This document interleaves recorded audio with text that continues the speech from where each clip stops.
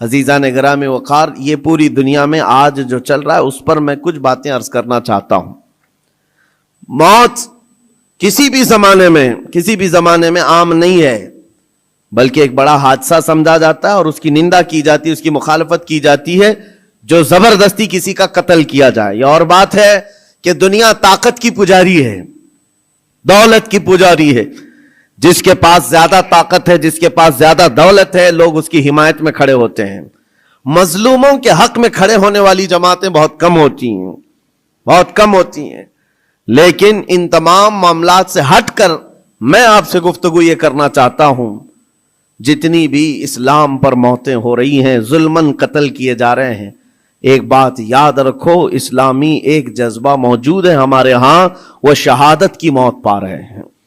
شہادت ایک درجہ ہے، اور جب یہ چیز آپ کے تصور میں آ جائے تو میرے عزیزو ہم بھی یہ محسوس کریں گے کہ اللہ کریم ہم سب کو شہادت کی موت نصیب فرمائے، کیونکہ شہادت ایک مقام کا نام ہے، ایک مرتبے کا نام ہے۔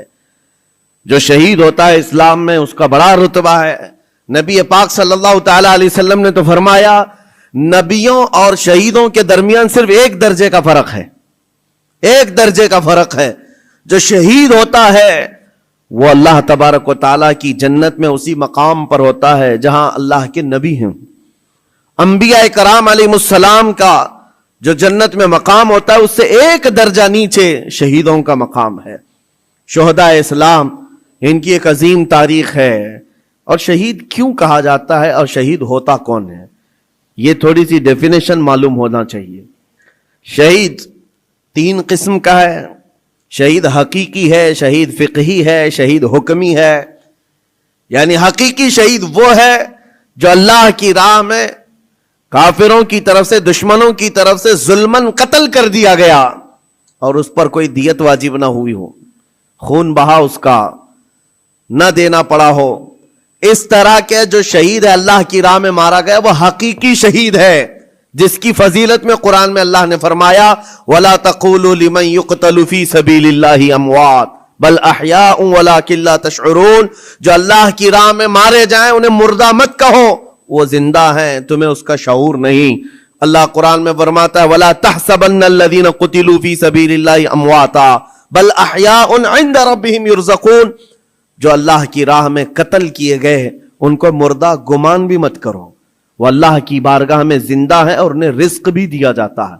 یہ شہیدوں کے متعلق قرآن کی صاف دو آیتیں موجود ہیں، یہ شہید حقیقی کے بارے میں۔ ویسے شہید حکمی بھی ہے، 7 قسم کے الگ الگ ہیں۔ جیسے نبی کریم صلی اللہ تعالی علیہ وسلم نے فرمایا، دیوار کے نیچے دب کر کے کوئی مر گیا، آگ میں جل کر کے کوئی مر گیا، پانی میں ڈوب کر کوئی مر گیا۔ خودکشی کی بات نہیں، حادثے سے، خود جلا کر کے مرا ہے، خود پانی میں کود کے مرا ہے، اس کے لیے نہیں، حادثے سے آگ میں جل کر مر گیا، یا پھر پانی میں غرق ہو گیا، یا پھر کسی بڑے حادثے میں، یا نیمونیا کی بیماری جس کو ذات الجنب کہا جاتا ہے، اس میں اگر کسی کا انتقال ہو گیا، یا پیٹ کے درد میں کوئی انتقال کر گیا، یا وہ عورت جو بچہ ہونے کے وقت انتقال کر گئی، ان سب کو شہید کا درجہ دیا جا رہا ہے۔ یہ شہید حکمی ہے، یعنی حقیقی شہید کا مقام ایک الگ ہے، لیکن ان کو حکمن شہید کہا جاتا ہے اسلامی اعتبار سے۔ لیکن جو حقیقی شہید ہے اس کے لیے میں اس لیے آج اس موضوع کو چھیڑ رہا ہوں کہ دیکھ دیکھ کر کے ہم تھک چکے، چھوٹے سے بچوں کے زخم ہماری نیند خراب کر دیتے ہیں، ان کی چیخیں ہمارے چین کو اڑا دیتی ہیں۔ کیا آپ کے سامنے روز مرہ ماؤں کے بچوں کو ہاتھ میں اٹھائے ہوئی تصویریں نہیں آتی؟ اخباروں کی زینت نہیں بنتی؟ آج وہ ان چھوٹے بچوں کو کبھی ملبے میں اپنے عزیزوں کو ڈھونڈتے ہوئے ہم دیکھتے ہیں، دل باہر نکل آتا ہے، کلیجہ منہ کو آتا ہے۔ جس کا گھر تباہ کر دیا گیا، توڑ پھوڑ کر دیا گیا ہے، وہ ننھی ننھی انگلیوں سے ملبہ ہٹا کر کے اپنے عزیزوں کی لاشیں ڈھونڈ رہے ہیں۔ میرے عزیزوں، یہ بڑے دل جگرے کی بات ہوتی ہے۔ 8 سال کی عمر میں، 6 سال کی عمر میں جن کے ماں باپ بھائی بہن سب چھین لیے گئے ہوں، اور اگر اس بچے کو زندہ رہنا ہے، ابھی زندہ رہنا ہے، تو اس کی آگے کی زندگی کا کیا ہے؟ اس کے پاس کوئی اسباب نہیں، لیکن پھر بھی وہ بچہ الحمدللہ کہتے ہوئے آگے بڑھتا ہے۔ یہ حالات دیکھ کر کے اور پھر میرا جسم اس وقت رونگٹے کھڑے کر دیا، اور اس وقت ہمارے جسم میں کپ کپی طاری ہوئی جب ہم نے لاشوں کی انبار کو دیکھا، اور بڑے بڑے جوانوں کے نہیں، چھوٹے چھوٹے بچوں کی لاشیں لائن سے لگائی گئی ہیں، تقریباً 50 یا 60 بچے، اور مائیں اس میں اپنا بچہ ڈھونڈنے کے لیے چادر ہٹا ہٹا کر کے دیکھ رہی ہوں۔ ایسے لگتا ہے جیسے ہم اسکول بھیجتے ہیں اپنے بچوں کو اور بھیڑ میں اپنے بچوں کو تلاش کر رہے ہوتے ہیں، اور وہ میتوں میں اپنے بچوں کو ڈھونڈ رہی ہیں، ہاتھ میں دستی یا رومال لیے ہوئے۔ جب اپنا بچہ مل جائے، ماں اس کے بچے کا خون صاف کرتی ہے چہرے سے۔ وہ درد و کرب کیا ہوتا ہے ایک ماں سمجھ سکتی ہے، ایک باپ سمجھ سکتا ہے، جس کے گھر اولاد ہے وہ سمجھ سکتے ہیں۔ لیکن یہ درد جو بچوں کا دیکھا ہم نے، کسی کا ہاتھ کٹا، کسی کا پیٹ پھٹا، کسی کا سر پھٹا، لیکن ان تمام چیزوں کو دیکھ کر جب رونگٹے کھڑے ہوتے، پھر میں نے پڑھنا شروع کیا۔ اس بات پر آ کر کے پھر دل مطمئن ہوا۔ میرے نبی پاک صلی اللہ علیہ وسلم نے فرمایا، جو اللہ کی راہ میں شہید ہوتا ہے، تم کیا سمجھتے ہو اس کو درد بہت زیادہ دیا جاتا ہے؟ اس کو جب قتل کرتے ہیں ظالم اور کافر، اس کو جس طرح سے مارا جاتا ہے، ٹکڑوں میں بدل دیا جاتا ہے، تمہیں کیا لگتا ہے بہت تکلیفیں ہوتی ہیں؟ میرے آقا صلی اللہ علیہ وسلم فرماتے ہیں، شہید کو اتنی تکلیف بھی نہیں ہوتی جتنا تمہیں چونٹی کاٹنے سے ہوتی ہے، اس کو اتنا درد بھی نہیں دیا جاتا۔ وہ اللہ رب العزت کی بارگاہ میں مامون ہے، اسے دنیا کے درد سے آزاد کر دیا جاتا ہے۔ چونٹی کاٹنے پر جو تکلیف ہوتی ہے زندوں کو، میرے آقا فرماتے ہیں اتنی تکلیف بھی شہید کو نہیں دی جاتی اس کے مرنے کے وقت، اس کی موت کے وقت، کیونکہ وہ اللہ کریم کے وعدے پر اتر آیا ہے۔ میں نے قرآن کی آیت جو پڑھی سب سے پہلے، رب تعالیٰ فرماتا ہے ان اللہ اشترى من المؤمنین انفسهم واموالهم بان لهم الجنہ۔ اللہ تعالیٰ نے بندوں کے ساتھ ایک سودا فرمایا، ایک سودا کیا۔ کیا ہے؟ رب فرماتا ہے اللہ نے مومنوں سے ان کی جان اور ان کے مال کے بدلے انہیں جنت بیچ دیا، یعنی خریدار ہیں یہ شہید، اللہ رب العزت کی جنت کے خریدار ہیں، لیکن بدلے میں قیمت انہوں نے کیا دی ہے؟ اپنی جان دی ہے۔ اللہ کریم کی بارگاہ میں اپنی جان پیش کر کے اس وعدے کو حاصل کیا ہے۔ یقیناً میرے عزیزو، رب تبارک و تعالیٰ کے وعدے کو حاصل کرنے والی یہ جماعت شہیدوں کی، یہ عام لوگوں میں نہیں ہوتی، عام انسانوں میں نہیں ہے۔ یہ مقام کا اس کی عظمت جسے پتہ چل جائے، اس کے دل سے خوف خطر ختم ہو جائے۔ میرے آقا صلی اللہ تعالیٰ علیہ وسلم فرماتے ہیں جنت میں سب چلے جائیں گے، جو جنتی ہوں گے قیامت کے دن، جن ایمان والوں کو جنت میں جانے کی بشارت ہوگی وہ جنت میں جا چکے ہوں گے، اور کوئی جنتی مومن ہرگز یہ نہیں چاہے گا کہ جنت سے باہر نکل کر کے آئے، کوئی نہیں چاہے گا، مگر میرے آقا فرماتے ہیں صرف شہید ایک ایسا ہوگا، شہید صرف ایسا ہوگا جو اللہ کریم کی بارگاہ میں یہ عرض کرے گا، مولا پوچھے گا اے شہید تجھے اور کسی نعمت کی ضرورت ہے جنت میں؟ وہ کہے گا کہ مولا بس ایک ہی خواہش ہے، دنیا میں تو پھر بھیج، پھر تیرے نام پر قتل ہو کر کے آؤں، پھر تیرے نام پر مر کر کے آؤں، پھر مجھے دنیا میں بھیج، پھر تیرے نام پر مر کر کے آؤں، اس لیے کہ شہادت میں جو لطف ہے وہ مجھے یہاں نہیں ملتا۔ عزیزان گرامی، یہ صرف شہید کے بارے میں میرے آقا صلی اللہ علیہ وسلم نے فرمایا، اور یہ فضیلت بیان کر کے خود میرے آقا فرماتے ہیں، حضرت ابو ہریرہ رضی اللہ تعالیٰ عنہ سے روایت ہے، بخاری شریف کی حدیث ہے، فرماتے میرے آقا میری خواہش ہے کہ اللہ کی راہ میں قتل کیا جاؤں، پھر زندہ کیا جاؤں، پھر قتل کیا جاؤں، پھر زندہ کیا جاؤں، پھر قتل ہوں، پھر زندہ ہو جاؤں، اور اسی میں اللہ کی رضا حاصل کر لوں۔ یہ میرے آقا صلی اللہ علیہ وسلم فرماتے ہیں۔ عزیزان گرامی وقار، جو شہید ہو چکے اللہ کی بارگاہ میں ہیں، وہ نعمتوں میں ہیں، وہ زندے ہیں، بلکہ ہم سب سے بہتر ہیں۔ ان کے مقام کو پوری دنیا والے ابھی مل کر نہیں پہنچ سکتے۔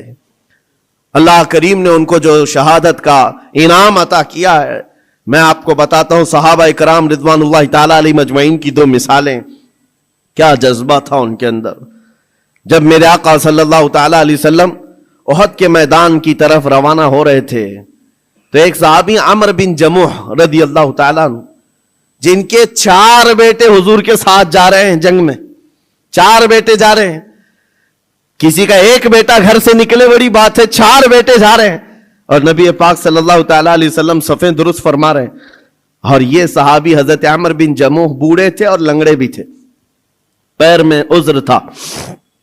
हुजूर पाक सल्लल्लाहु तआला अलैहि वसल्लम की बारगाह में आए, कहा या रसूल अल्लाह, मेरी ख्वाहिश है मैं भी आपके साथ हाजिर हो जाऊं, बच्चे मुझे जाने नहीं देना चाहते हैं। चारों बेटों ने जबरदस्ती बाप को घर में बिठाया था, अब आप नहीं जाएंगे, हम जाएंगे रसूलुल्लाह के साथ। और बाप इस बात पर लड़ाई कर रहे हैं बेटों से, नहीं मैं भी जाऊंगा। हुजूर पाक सल्लल्लाहु तआला अलैहि वसल्लम के पास आकर ऐसे दर्द भरे अंदाज में उन्होंने कहा था, मेरे आका सल्लल्लाहु अलैहि वसल्लम ने इनकार नहीं फरमाया, कहा कि ठीक है आप भी चलें। पहले हुजूर ने फरमाया आपके तो 4 बेटे शरीक हैं, आपके 4 बेटे शरीक हैं, आप घर में रह जाएं। हुजूर पाक सल्लल्लाहु अलैहि वसल्लम ने जब ये फरमाया तो वो क्या कहने लगे, आवाज निकाल कर रोने लगे, कहा तुफ है मेरे बुढ़ापे को, मेरे बुढ़ापे ने मुझे नबी से दूर कर दिया, जवान होता मेरे बेटों की तरह तो मैं भी जाता।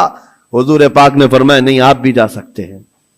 लंगड़ा पैर था, हुजूर ने फरमाया कैसे चलोगे, दिक्कत होगी, तकलीफ होगी। वो सहाबी कहते हैं या रसूल अल्लाह सल्लल्लाहु अलैहि वसल्लम, मैं ये चाहता हूं जिस तरह लंगड़ लंगड़ करके मैं यहां चलता हूं ऐसी ही लंगड़ लंगड़ करके जन्नत पहुंच जाऊं, क्या ये मुमकिन है? हुजूर पाक ने उनके जज्बे को देखा, फरमाया आप चले। घर आए, अपने अहले खाना से कहा जल्दी जल्दी तैयारियां करो, मैं भी जा रहा हूं। खुशी की इंतहा नहीं। जब जाने का वक्त था दरवाजे पर उनकी अहलिया आई और उनको ऐसे ही तफरीह के तौर पर कहा, दिल लुभाने के लिए कुछ बातें की जाती हैं।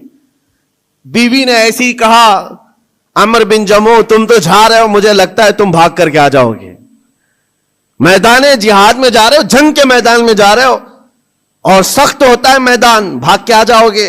बीवी का ये सिर्फ ताना सुना तो गरज करके कहने लगे सुनो खबरदार, और अल्लाह की बारगाह में हाथ उठाया, अल्लाहुम्मा रज़ुक़नी शहादतन फी सबीलिक वला तरुद्दनी इला अहली खाइबन, या अल्लाह तू अपने रास्ते में मुझे शहादत दे दे और कभी भी जिंदगी में मुझे मेरे घर वापस मत लौटा, घर वापस मत लौटा। हम तो घर से निकलते हुए घर वापस आने की सलामती की दुआएं करके निकलते हैं, अल्लाह सही सलामत लौटा है और वो जज्बा अलग है। नबी पाक सल्लल्लाहु अलैहि वसल्लम के साथ जाते हुए कह रहे हैं वापस ना लौटा। गए जंग में शरीक हो गए और वो जंग बड़ी सख्त थी। उहद की जंग तो आपको मैंने कई मर्तबा जिक्र किया है, बहुत सख्त इम्तिहान था सहाबा का, जहां 70 सहाबा शहीद हुए हैं, उसमें हजरत आमिर बिन जमूह भी शहीद हो गए। ये बूढ़े सहाबी शहीद हो गए नबी पाक सल्लल्लाहु तआला अलैहि वसल्लम ने। फिर उसके बाद शाम को जब लाशें उठाने की बारी आई, इनकी अहलिया घर से आई और मैदान जंग से लाशें जब उठाई जा रही थी, आमिर बिन जमूह की लाश को उठाया, घोड़े पर रखा, सवारी पर अपने घर की तरफ लौटी। सवारी ना इधर जाती ना उधर जाती, कहीं नहीं, बार बार घोड़े को चाबुक लगाकर दौड़ाया जाता है लेकिन घोड़ा जाता ही नहीं है।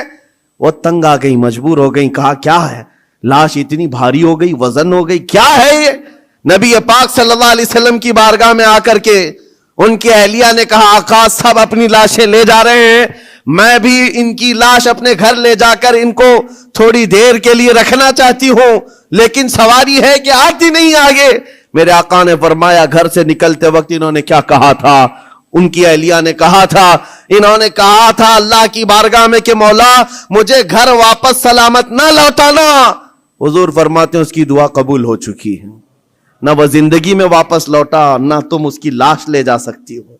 उसी मैदान में हजरत आमिर बिन जमूह को दफन कर दिया गया। ये उन शहीदों की बात कर रहा हूं जिनके मौत के बाद भी उनका तसर्रुफ जारी रहता है, उनका तसर्रुफ। हजरत खुबैब इब्न अदी रज़ी अल्लाह तआला मुशरिकीन की कैद में आ गए थे। ये कुफारे मक्का ने उनको कैद कर लिया था और लोहे के पिंजरे में डाल करके रखा था, कई दिनों तक भूखा प्यासा रखा, पिंजरे में रखा।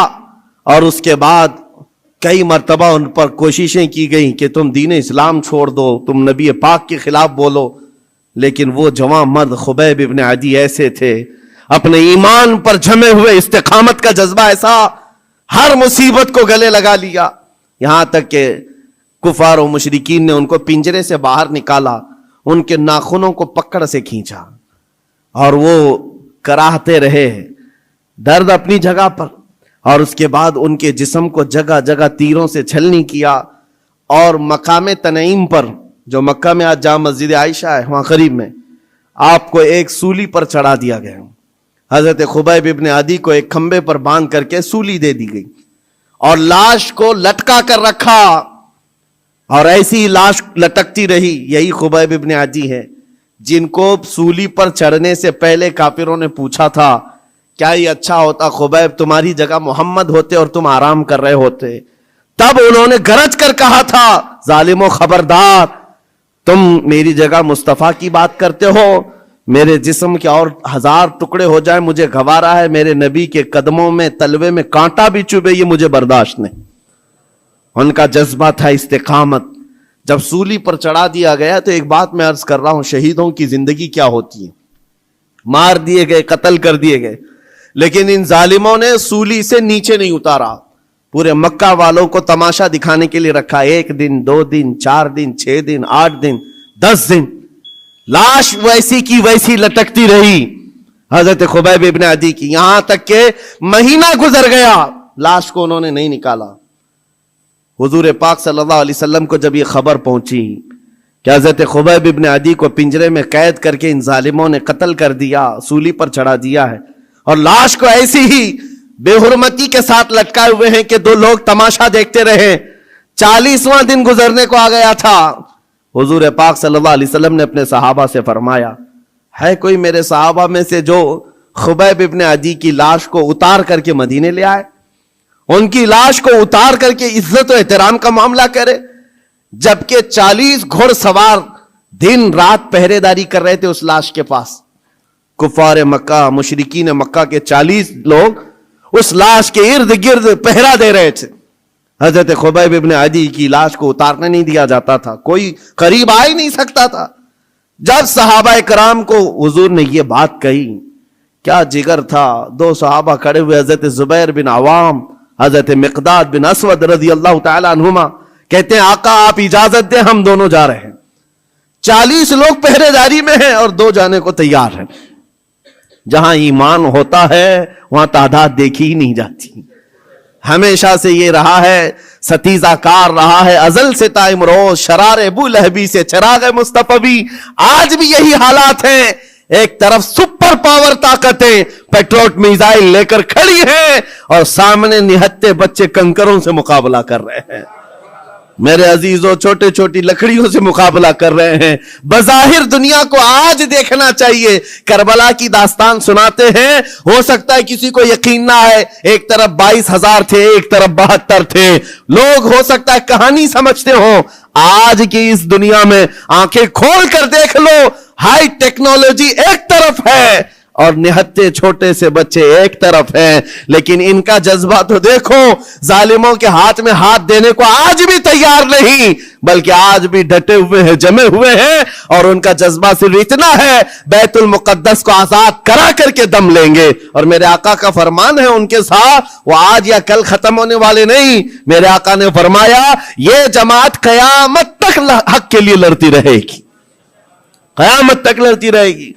2 صحابہ کھڑے ہوئے، حضور کی اجازت لے کر کہا ہم جاتے ہیں حضرت خبیب ابن عدی کو لانے کے لیے، اور 2 گھوڑے دوڑاتے ہوئے پہنچے مکہ۔ جب مکہ پہنچے جہاں سولی چڑھائی گئی تھی، 40 لوگ پہرے داری میں ہیں، ان کے بیچ میں سے جانا اور لانا عام بات نہیں تھی، لیکن جس وقت یہ پہنچے ایک بات یاد رکھو، قرآن میں رب تعالیٰ فرماتا ہے وَمَكَرُوا وَمَكَرَ اللَّهُ وَاللَّهُ خَيْرُ الْمَاكِرِينَ۔ کافر منصوبہ بناتے ہیں، کافر منصوبہ بناتے ہیں اور اللہ خفیہ تدبیر کرتا ہے، اور اللہ کی خفیہ تدبیر غالب آتی ہے۔ جب مولا چاہے تو سارے پلاننگ فیل ہوتی ہیں، سارے ڈیفنس سسٹم ٹوٹ جاتے ہیں، چرمرا جاتے ہیں، ختم ہو جاتے ہیں۔ کبھی آپ طاقتوں کے غرور اور نشے کو دیکھ کر کے مروب مت ہونا۔ اے مومنو، ہمیشہ ایک بات یاد رکھو، جب دنیا اپنے اوج پر پہنچے اس کے باوجود بھی اللہ ہمارے ساتھ ہے، اللہ کی طاقت بھی ہے۔ نمرود نے اپنے زمانے میں ایک کام کیا تھا، ٹاور بنایا تھا بہت بڑا، اور لاکھوں لوگوں کو جمع کیا تھا خدا سے لڑنے کے لیے۔ خدا سے لڑنے کے لیے, اور کہا تھا کہ میں خدا سے لڑ کر کے اس کو گرا دوں گا اور موت و حیات اپنے ہاتھ میں لے لوں گا, پوری دنیا کا نظام میں چلاؤں. اور اس وقت یہ اسرائیلی روایات میں آج بھی موجود ہے چیز. اللہ تبارک تعالیٰ نے اپنے فرشتوں میں سے ایک فرشتے کو بھیجا, کروڑوں اربوں فرشتے ہیں اللہ کے, ایک فرشتے کو بھیجا کہ جاؤ دیکھو دنیا میں کیا معاملہ ہے, میرا ایک بندہ مجھ سے لڑنے کے لیے تیاریاں کر رہا ہے. وہ فرشتہ زمین پر آیا, صرف اپنا پر ہلایا, سارا کا سارا دھنس گیا, سب زمین بوس ہو گئے, جتنی فوج تھی ہلاک ہو گئی, کیڑے پڑ گئے اور وہ بھی ختم. میرے عزیزو, رب تبارک و تعالیٰ کی طاقت و قوت کو کوئی پہنچ سکتا ہے؟ ایک فرشتے کو بھیجے, فرشتہ عذاب لا سکتا ہے. اللہ ہے, ابھی بھی ہے, حی و قیوم ہے, جو ہمیشہ رہنے والا ہے. میں جو بات عرض کر رہا تھا, دو صحابہ آئے, 40 لوگوں کے بیچ سے لاش نکالنی ہے, کیسے نکالیں گے؟ لیکن جانتے ہو اللہ تعالیٰ جب انتظامات فرماتا ہے تو راستے بھی کھولتا ہے. جس وقت یہ پہنچے وہ 40 کے 40 مست نیند میں سو رہے ہیں, سارے پہرے دار نیند میں ہیں. حضرت زبیر بن عوام, حضرت مقداد بن اسود دونوں گئے, جلدی سے یہ سولی پر چڑھے اور ان کی لاش کو نکالا. حضرت زبیر کہتے ہیں 42واں دن تھا, 40 یا 42 دن ہو چکے تھے. جس وقت ہم نے ان کو رسی سے کھولا, جگہ جگہ سے خون ٹپک رہا ہے اور خون سے کستوری کی خوشبو آ رہی. یہ شہید کی زندگی ہے. 42 دن ہو چکے اور جسم سے جگہ جگہ خون آ رہا ہے اور اس سے کستوری کی خوشبو آ رہی. دونوں صحابہ کہتے ہیں ہم نے ان کی لاش کو اتارا, بالکل تر و تازہ لاش ہے, جسم صحیح سلامت ہے. ارے 12 گھنٹے میں جسم پھولنے لگتا ہے, پکنے لگ جاتا ہے, ہمیں جلدی قبرستان پہنچانا ہے. شہید کی زندگی اور ہے, جو اللہ کی راہ میں قتل ہوا اس کی زندگی اور ہے. اٹھایا اور لے کر کے چل پڑے, اپنی سواری پر لے کر آرام سے چلتے رہے. صبح ہوئی تو یہ کافروں کی نیند کھلی, دیکھا کہ ہے ہی نہیں خبیب ابن عدی. ہلا ہو گیا, پورا ہنگامہ ہو گیا. اور جب قریش مکہ میں یہ بات پہنچی تو سب گرج کر کے کہنے لگے ان 40 کو بھی مارو اور اس کے بعد پہلے اس لاش کو ڈھونڈو. اور تیز گھوڑ سوار دوڑائے گئے, بہت تیز دوڑائے گئے کہ کہیں نہ کہیں یہ مدینے کی طرف لے کر کے گئے ہوں گے, پیچھا کرو. ایک دو نہیں, کئی 100 کی تعداد میں گھوڑے دوڑاتے ہوئے حضرت زبیر حضرت مقداد کے پیچھے آئے. اور تھوڑی دور جانے کے بعد وہ گھوڑ سوار ان دونوں کو پالی. یہ دونوں صحابہ مدینے کی طرف جا رہے تھے لاش لے کر, اور وہ اتنے تیز تھے کہ پہنچ گئے. اور جیسے ہی وہ قریب آئے, حضرت زبیر اور حضرت مقداد دونوں نے یہ لاش کو اٹھائی حضرت خبیب کی اور زمین پر رکھ دیا اور کہا اے اللہ, اس کے بعد تو مالک ہے, یہ تیرا شہید ہے, اس کے بعد تو مالک ہے. حضرت زبیر کہتے ہیں اچانک زمین قبر کی مانند کھلی اور حضرت خبیب اندر گئے اور ان کی قبر بن گئی. نہ کسی نے قبر کھودی, نہ کسی نے قبر میں مٹی دی, زمین خود کھلی, حضرت خبیب اس میں اندر گئے اور قبر بند ہو گئی. کفار سامنے آئے, کہا میں لاش دے دو. حضرت زبیر حضرت مقداد نے کہا کہیں ہے تو لے جاؤ, ہمارے پاس کہیں ہے تو لے جاؤ, اور یاد رکھو میں صفیہ بنت عبد المطلب کا بیٹا ہوں, اگر لڑنا ہے تو مجھ سے لڑو اور تلواریں نکالو. ادھر سینکڑوں کی تعداد میں ہے اور نبی پاک کے 2 شیر ان کو للکار رہے ہیں. تاریخ میں موجود ہے, ایک بھی ظالم سامنے نہیں آیا, تلواریں نیچے کی اور مکہ واپس لوٹ گئے. اعلان ہوا کہ خبیب ابن عدی کو سب جگہ ڈھونڈ لیا گیا, کہیں پر ان کی لاش نہیں ملی ہے. یہ دونوں صحابہ حضور کی بارگاہ میں آئے, عرض کیا آقا یہ ماجرا ہوا ہے. میرے آقا نے کہا وہ بلیع الارض ہے, زمین کا لقمہ ہے, زمین نے ان کو اپنی گود میں چھپایا ہوا ہے, اور یہ شہیدوں کی زندگی ہے. زمین تو زمین ہے, آسمان بھی خواہش کر رہا تھا کہ خبیب میرے پاس آ جائے. زمین چاہتی ہے میرے پاس آ جائے, آسمان چاہتا ہے کہ میرے پاس آ جائے. شہیدوں کی زندگی عام نہیں ہے میرے عزیز, و حدیث پاک میں ہے قیامت کے دن صرف شہیدوں کی جماعت ایسی ہوگی جس حال میں وہ آئیں گے ان کے جسم سے خون کا فوارہ جاری ہوگا. جو شہید قیامت کے دن آئیں گے ان کے جسم پر خون کا فوارہ ہوگا, جگہ جگہ سے خون نکل رہا ہوگا. لیکن حضور یہ بھی فرماتے ہیں دنیا کا خون ہے جو بدبو کرتا ہے, شہیدوں کا خون قیامت کے دن مشک و عنبر کی خوشبو پھیلا رہا ہوگا, مشک و عنبر کی خوشبوئیں دے رہا